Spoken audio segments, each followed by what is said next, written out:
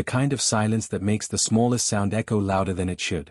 For Malcolm Ashley, the sound that haunted him wasn't the waves rolling against the shore or the whistle of wind through the trees, it was the absence of his daughter's laughter. Hours earlier, someone had called to tell him that her Jeep had been found, abandoned, as though she had simply walked away. But Malcolm knew his daughter. Lauren Ashley didn't just walk away from anything. Not from her family, not from her friends, not from the hundreds of commitments that made her life so full. He clutched a flashlight, staring out over the dark water, praying to see a glimpse of her small frame running back to him, smiling that dazzling smile. But there was only darkness. To understand what was about to unfold, you have to know who Lauren was before she became another name in a case file. She wasn't ordinary. Not by a long shot. She was a spark of light condensed into one human being, a girl who somehow managed to make everyone around her feel seen, important, cared for. At just 18, her life had already rippled through so many others that she felt larger than her years. Born in April 1993, Lauren was the only child of Mary and Malcolm, both teachers who poured into her the values they believed mattered most: honesty, kindness, resilience. Their marriage eventually broke apart when Lauren was just 13. Divorce is supposed to fracture kids, leave them drifting between two lives, but Lauren refused to let that happen. She split her time between her parents with grace, never turning her love into a weapon, never choosing one over the other. If anything, she became stronger, proof that even broken families can raise extraordinary children. At school, Lauren was a phenomenon. She wasn't the type of girl who fit into one mold. She was everywhere: soccer fields, tennis courts, orchestra rehearsals, choir performances, student groups. Her voice was startlingly powerful for her tiny frame, 4 feet 11 inches, but commanding the kind of presence you couldn't ignore. When she sang with her high school's a cappella group, she wasn't just another voice in the harmony, she was the lead, the one who carried songs straight into the hearts of her audience. Teachers adored her, classmates leaned on her, and friends worshipped the ground she walked on because she gave herself so freely to everyone around her. Her friends used to ask why she never slowed down. She would just laugh and say, "If I stop, I'll feel like I'm missing something." It wasn't ambition in the usual sense, it was hunger, a restless energy that drove her into every opportunity she could find. But what made Lauren remarkable wasn't just her talent or her drive, it was her heart. At 12 years old, when Hurricane Katrina ripped through New Orleans, Lauren didn't just watch the devastation on TV like most kids her age. She went there. She gave her time, her hands, her heart to people who had lost everything. And she didn't just go once. She went back, again and again, 3 times in total, choosing to face tragedy because she believed helping was more important than her own comfort. That was who she was, a giver, someone who couldn't stand to see pain without trying to ease it. By the time she reached Wayland High School, Lauren had become the kind of girl whose presence filled every space. And it was there that her path intertwined with someone who would change everything: Nathaniel Fugger. Nathan was a striking figure, tall, athletic, a star on the football team. He had the kind of presence that made girls whisper and boys envy. But underneath the image, there was a quieter, more intense side to him. He wasn't just another teenage athlete. He had an intensity, a seriousness, a way of focusing on things, and people, that felt unshakable. He and Lauren had known each other as kids, but senior year pulled them together in a new way. What started as casual conversations became longer, deeper, more intimate. Before long, they were inseparable. To their classmates, they looked like the perfect couple. Beautiful, devoted, the kind of pairing that seemed destined. Nathan would glance at her in the middle of a crowded hallway like she was the only person in the world, and Lauren would laugh that musical laugh that made everyone else smile, too. For 3 years, they held on to each other like first love often demands, with everything they had. But perfect love is rarely perfect beneath the surface. And beneath theirs, cracks were forming. Nathan loved Lauren with an intensity that frightened people. He adored her, yes, but his adoration was mixed with possessiveness. Lauren was the kind of person who belonged to everyone. She gave her time to her friends, her energy to her classmates, her compassion to strangers. She couldn't close herself off to people. But Nathan wanted more. He wanted all of her, and the more she gave to others, the more he felt she was slipping away from him. The relationship became a pendulum, swinging from sweet moments of pure devotion to heated arguments fueled by jealousy and fear.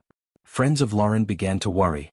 They saw the way Nathan's mood shifted, the way his need for her seemed overwhelming, dangerous. They warned her gently, telling her she deserved someone who could trust her, who wouldn't try to control her. Lauren listened, but she was the kind of girl who wanted to believe in people. She saw the boy who loved her, not just the boy who frightened her. Still, the weight of his possessiveness pressed harder as graduation approached. Senior year meant choices, and choices meant change. For Lauren, the future was a horizon she couldn't wait to chase. She had been accepted into Elon University in North Carolina, a school far from home, far from the familiar, where she could start fresh and explore everything she was meant to be. For Nathan, the future lay at Trinity College in Connecticut, where his football scholarship promised him a different kind of path. Two young people, once so tightly bound, now faced the truth that their lives were veering in opposite directions. Lauren saw it clearly. She knew that to grow, she had to let go. The decision wasn't about love, it was about survival. She couldn't carry Nathan's jealousy with her into the life she wanted. And so, with a heavy but certain heart, she ended things. For Nathan, it wasn't a breakup. It was a betrayal. He had built his identity around her, poured every ounce of himself into the idea of their forever. Losing her wasn't just painful, it was unbearable. And he didn't let go easily. He called. He texted. He begged. Sometimes it was with sweetness, desperate words of love, please to come back. Sometimes it was anger, accusations, bitterness that cut like glass. Lauren remained firm, though she never stopped being kind. She answered when she could, tried not to provoke, but she knew the line had to stay. What she didn't know was that Nathan's obsession wasn't fading. It was festering, growing into something darker, something that would change the course of both of their lives forever. The night was coming when their story would shift from young love to something unthinkable. The night that would end the light of Lauren Ashley and leave behind only echoes in the darkness. The summer sun hung heavy over Massachusetts in 2011, the kind of heat that makes the air shimmer above the roads and slows time into a long golden haze. For most teenagers, this was the summer of freedom, the final stretch between high school and the unknown promise of college. For Lauren Ashley, it was supposed to be exactly that. She was 18, on the cusp of something new, working a simple job at the mall while squeezing in as much laughter and as many memories with friends as she could before heading to North Carolina in the fall. But beneath the glow of that summer, shadows were spreading. Nathaniel Fuja had not let go. The breakup in April had left him hollow, restless, and unmoored. His friends had noticed first. Where once he was the center of energy, at practice, at parties, in the classroom, he now sat silent, withdrawn, his long frame slouched into couches like the weight of his grief was pressing him down. Football, the dream he'd nurtured since boyhood, no longer mattered. His routines unraveled. The boy who once lived for the rush of the game now lived in a fog of alcohol and marijuana, his sharpness dulled, his drive abandoned. Lauren saw this from a distance. She still cared, deeply. Love may have ended, but compassion didn't. She asked her friends again and again if she should reach out, if she should check in on him. Every time, they told her no. Every time, they reminded her that kindness might only feed his hope. And still, she carried the weight of his sadness, as though a part of her heart couldn't detach from his. That July, her friends organized a party, a massive celebration under a tent, with music, laughter, dancing, and the buoyant energy of youth desperate to live before responsibility took over. 150 students and recent graduates gathered under the canvas canopy, the night alive with music and chatter. For Lauren, it was a chance to feel free, to breathe, to be 18 in all the ways she was supposed to be. She smiled, she laughed, she danced, a small figure but impossible to miss. Nathan was there too, and from the start, his presence was like a storm cloud against the glow of the evening. He had already been drinking heavily, his eyes red-rimmed, his movements unsteady. When he saw Lauren, something ignited inside him, a mix of longing and fury. He tried to approach her, to talk, to plead. She told him, firmly, to leave her alone. He pressed harder, slurring words, his desperation leaking out with every step he took toward her. She turned away, back to her friends, but he followed. Again and again, he hovered, a shadow she couldn't shake. By the middle of the night, Lauren broke down, tears sliding down her cheeks as she confided to a friend that Nathan simply wouldn't leave her alone. He wouldn't let her dance with anyone else, wouldn't stop circling her like a predator. His anger grew, fueled by alcohol, until finally he snapped. With a sudden violent outburst, he struck one of the tent poles so hard the entire structure collapsed. Music cut off, voices screamed, laughter died. In seconds, the night transformed from joy to chaos. The tent was lifted back into place, but the mood had fractured. Everyone told Nathan to leave, not just Lauren. He had ruined the night, shattered the illusion of carefree youth. Later, Lauren confided in her mother. Her voice carried both frustration and a trace of fear. "He won't let go," she admitted. "He's so angry, Mom. He just can't stand that I left him." Mary reassured her, told her she had done the right thing, told her to keep her distance. And Lauren tried. She wanted to believe the worst had passed, that his rage was nothing more than a drunk teenager's tantrum. She wanted to believe he would move on. For a brief while, it seemed calmer. Lauren took a job at a clothing store in the local mall, saving money for college. She liked the routine of it, the simplicity of folding shirts, greeting customers, clocking in and out. It was normal. Safe. On July 3rd, she arrived for her shift at 10 a.m., smiling as she rode the escalator up, a familiar sight caught on security cameras. For 8 hours, her day unfolded like any other. At 6:45 p.m., she left the building, phone pressed to her ear, chatting casually as she walked away. That was the last time anyone saw Lauren alive. She had plans that evening. She was supposed to meet her friends for a walk, to soak in another night of freedom before summer slipped away. But she never arrived. Her friends waited, worried, texting and calling. No answer. For Lauren, this was out of character. She was reliable, the kind of person who would always tell you if plans changed. Silence wasn't her. Concern grew into alarm. Malcolm noticed too. He knew her schedule, knew she would have gone home to change before meeting her friends. When she didn't appear, when hours passed with no word, his father's instinct flared like a siren in his chest. Something was wrong. He didn't wait. He called the police. This time, there was no delay, no waiting period. The search began immediately. Friends spread word, families gathered, police combed the town. And then came the discovery that made Malcolm's heart collapse. The red Jeep, Lauren's beloved car, abandoned at One Town Beach. Its windows were rolled down. Inside were her bag and laptop. But Lauren was nowhere. Malcolm rushed to the scene, sprinting from the Jeep to the shoreline, flashlight trembling in his hands as he searched the waves. He shouted her name into the night, each cry swallowed by the ocean. Nothing answered back. Behind him, her friends sat together on the sand, numb with fear, refusing to go home, praying she would just walk up the beach and laugh at the panic. None of them wanted to believe harm had touched her. None of them could imagine the truth. Police began their questions. Who would want to hurt Lauren Ashley? Who would lure her away from her car? Her friends hesitated at first, unwilling to cast suspicion, but eventually the name came, Nathan. He was heartbroken, they said. Obsessed. But dangerous? They didn't want to believe that. They painted him as sad, not violent. Still, police knew what they were hearing. A recent breakup. A jealous ex. A motive powerful enough to fracture even the strongest mind. That same night, officers went to Nathan's house. He was there, pale and withdrawn, his mother hovering protectively nearby. Nathan claimed he had been home the entire evening, offering a shaky alibi. He admitted Lauren had stopped by earlier but said it was brief, a 5-minute conversation through her car window before she drove away. His words were calm, his story plausible enough to hold, for the moment. But the police weren't convinced. They noted the details, the breakup, the depression, the anger. They saw a boy unraveling. They saw a reason. The next morning, just before sunrise, a cyclist pedaled along a quiet road near the marshes. She noticed something unusual in the water, something that floated wrong against the reeds. She stopped, squinted, her stomach tightening as the image came into focus. A body. A young woman. It was Lauren. Her small frame drifted in the water, just 5 miles from town, 30 feet from the road. When detectives pulled her ashore, the truth revealed itself in brutal clarity.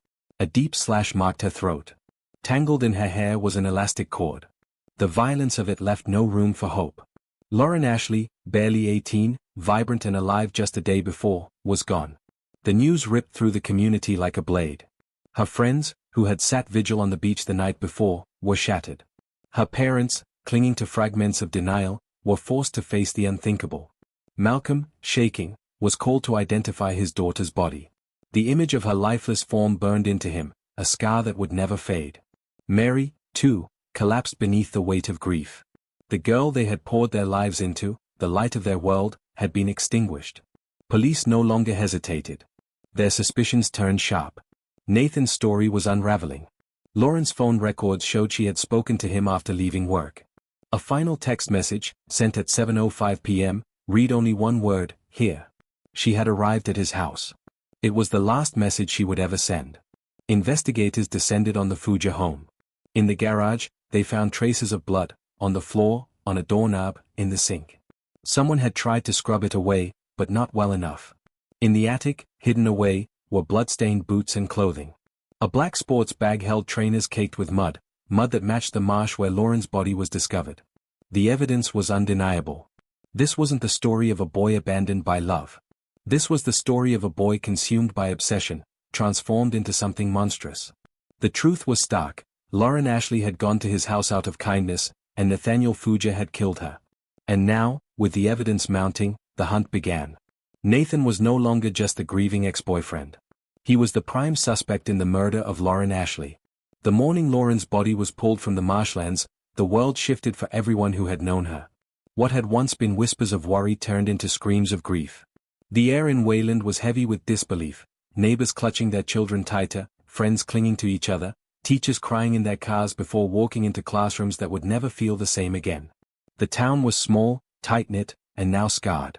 The girl who had sung her way into every heart was gone, stolen in the most brutal way imaginable. Detectives worked quickly, as though fueled by the same grief. Nathaniel Fuja's name had already been circling like smoke, but now it burned into certainty.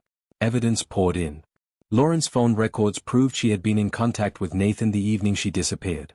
The final message, here, was chilling in its simplicity, a breadcrumb leading investigators straight to his doorstep. Inside the Fuja home, the story of violence revealed itself in fragments. In the garage, small flecks of blood caught under ultraviolet light. On a doorknob, traces impossible to scrub away. In the attic, hidden boots caked with mud, the same mud that stained the marsh where Lauren's body had been found. Blood on a sink. Blood on a floor. A sports bag packed with incriminating evidence. Nathan had tried to clean, tried to bury his crime beneath bleach and shadows, but the truth had clung to every surface. The arrest came swiftly. Police descended on the Fuja house, cuffs clicking around Nathan's wrists as neighbors stood stunned on sidewalks. He looked empty, his face slack, as though the gravity of his actions had not yet broken through the haze. His mother wept, shouting that her son couldn't have done this, but the officers didn't pause. They had no doubt. The boy who once had been Wayland's golden athlete, the boy who had been adored by his classmates, was now shackled as a murderer. News spread faster than wildfire. Television vans lined the streets, their antennas piercing the skyline, cameras capturing every movement. For the first time, the country knew Lauren Ashley's name, not for her kindness, her music, her brilliance, but for the horror of her death. Across Massachusetts, faces appeared on TV screens, Lauren's friends, speaking in broken voices about the girl who had made them laugh, the girl who had carried them through heartbreaks and insecurities. Teachers, describing her as a light in every room. Strangers, grieving someone they'd never met but already felt connected to. For Mary and Malcolm, grief became both unbearable and public. They couldn't retreat into silence, the world demanded answers, demanded their faces on camera, their pain exposed. Malcolm tried to speak at press conferences, his voice breaking, his words shaking under the weight of truth. She was everything, he said once, pausing as tears streamed down his face. She had so much to give, and now she's gone. For what? Mary often couldn't speak at all, her grief collapsing her into the arms of friends, her sobs carrying farther than any words could. But grief was not the only weight pressing down on them. There was anger, sharp and burning. Nathan had been welcomed into their lives. He had eaten at their table, laughed in their home, been trusted with their daughter's heart. To think that this boy they had once accepted, once even liked, had taken a blade to their child, it was a betrayal beyond comprehension. The trial that followed was slow, deliberate, and excruciating. Nathan's defense attorneys tried to build a story of a troubled young man, broken by love, spiraling into despair. They painted him as a boy whose mind was clouded, whose judgment was shattered by heartbreak and substances. They called him not a monster, but a tragic figure. But prosecutors told the story as it truly was, obsession turned lethal. They laid out the evidence, Lauren's final text, the blood in his garage, the hidden boots, the cord tangled in her hair. They told the jury of a boy who couldn't accept no, who couldn't bear to lose the girl who was his entire world. Witnesses took the stand. Lauren's friends spoke of the party under the tent, of Nathan's drunken anger, of his refusal to let her dance, of the pole he had struck in rage. They spoke of Lauren's tears, her exhaustion with his persistence, her fears whispered in quiet moments. Teachers described her brilliance, her promise, their disbelief that she had been stolen.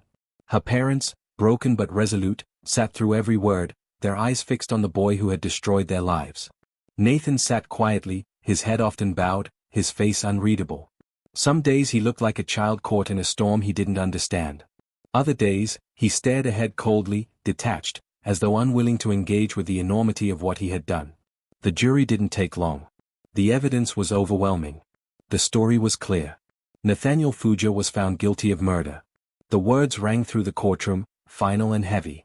Mary wept openly, clutching Malcolm's hand as though she might collapse. Nathan's mother sobbed too, her cries echoing through the chamber, her boy lost to her forever in a different way. Nathan himself barely reacted. Perhaps he already knew this was the only ending left. The sentence came next, life in prison, with no possibility of parole until at least 50 years had passed. A lifetime, gone. But for the Ashleys, there was no justice that could balance the scales. Their daughter was gone, forever 18, her voice silenced, her future erased. No prison cell could return her laughter, no sentence could restore what they had lost. After the trial, life in Wayland tried to move forward, but the scar was permanent. In the high school hallways, students lingered longer at Lauren's locker, now decorated with photos and letters. The choir rehearsals felt hollow without her voice. On the soccer fields, there was a gap where she should have been. The town erected a small memorial in her name, a space for reflection, for mourning, for remembering the girl who had given so much. Mary and Malcolm devoted themselves to preserving her legacy. They spoke at schools, warning of the dangers of unhealthy relationships, of jealousy mistaken for love. They told Lauren's story not to dwell on tragedy but to honor her light, to turn pain into purpose. They refused to let her name fade into silence. For Nathan, prison became his reality. The boy who had once dreamed of touchdowns and college success now woke to the clang of metal doors, the weight of chains, the echo of his own thoughts. Some said he wrote letters of regret, that he wept in his cell. Others said he remained cold, unrepentant. But in the end, it mattered little.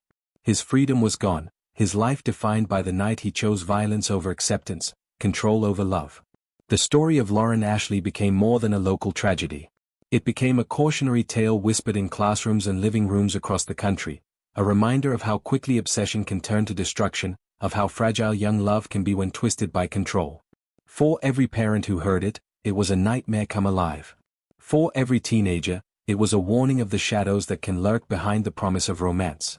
And for Mary and Malcolm, it was simply this: their daughter was gone. A light had been extinguished. And the world was darker without her. The trial was over, the sentence passed, and the cameras began to disappear from Wayland's quiet streets. For the first time since that night in July, the town no longer pulsed with the chaos of investigation and testimony.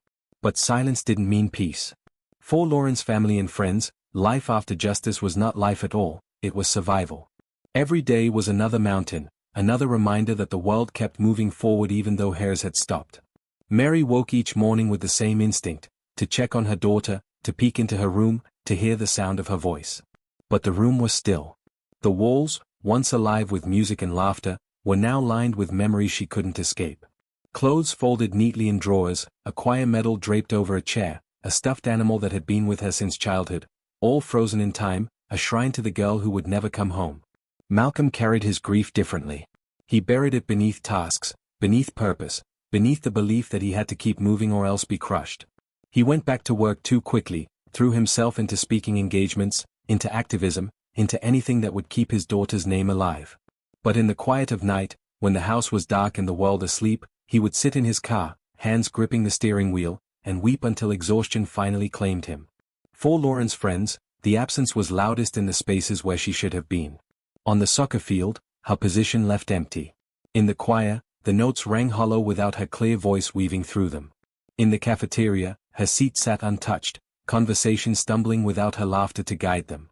They left notes at her locker, letters that began with words like "I miss you" and "I wish you were here." They carried her picture in their wallets, taped her smile to their bedroom walls. She was everywhere and nowhere, an ache that would never fade. Wayland High School tried to heal. Counselors filled classrooms, teachers paused lessons to allow silence and grief. Students gathered in circles to share memories, to cling to each other in the only way they knew how. But healing was incomplete. For many, this was their first encounter with death, and it had not been gentle. It had been brutal, cruel, a theft of innocence they could never reclaim. Across the state, Lauren's story became something larger than tragedy. Newspapers wrote of her as a symbol of talent, of compassion, of a life taken too soon. Parents whispered her name at dinner tables, warning their children about the signs of control, of jealousy, of love twisted into obsession. Her story traveled far beyond Wayland, echoing in communities who had never met her but who felt the weight of her loss. Mary and Malcolm understood this power. They could not bring their daughter back, but they could keep her from being forgotten. Together, they founded a foundation in her name, an organization dedicated to education, to supporting victims of abusive relationships, to ensuring that young people understood the difference between love and control. They stood on stages across the country, their voices trembling but strong, telling Lauren's story again and again. It was never easy. Every word was another wound reopened. But they did it because they believed her story could save others. If one life was spared, if one girl walked away from a dangerous relationship because she had heard about Lauren Ashley, then her death would not be in vain. In classrooms, students listened, their faces solemn as Mary described the way Nathan's jealousy had tightened its grip, how Lauren had cried the night of the party, how she had gone to his house out of kindness and never returned. Malcolm's voice would break as he spoke of finding her Jeep, of shining his flashlight over the black water, of praying to see his daughter running toward him. There was no way to soften the story. They told it in its rawness, because truth was the only way to make people understand. Years passed, but grief did not. Anniversaries came and went, each one a knife. Her birthday in April, empty chairs at Christmas dinners, graduations she would never attend, weddings she would never plan. Each milestone reminded them of what had been stolen. Friends grew older, moved into careers, marriages, families. Lauren remained forever 18, frozen in photographs, her smile unchanged while the world aged around her. Nathan, locked behind bars, faded from public memory. In the early years, reporters wrote about him, about the boy who had once been a star and was now a murderer. But over time, his name grew quiet. The world moved on from his story, as it often does with perpetrators. The focus remained on Lauren, the girl whose light was stolen. For Mary, healing came in moments, small and fleeting. A letter from a stranger saying Lauren's story had given her the courage to leave an abusive boyfriend. A choir dedicating a performance to her memory, her voice imagined in every note. A young volunteer in New Orleans, unaware that Lauren had once walked the same streets to help, but carrying her spirit unknowingly forward. These moments were sparks, proof that Lauren's ripple had not ended. Malcolm found healing in action. He lobbied for stricter protections, for better education in schools, for resources for families who feared for their children. He met with lawmakers, spoke on panels, and every time, he carried Lauren with him. His grief had forged him into an advocate, a father who refused to let his daughter's story be reduced to a headline.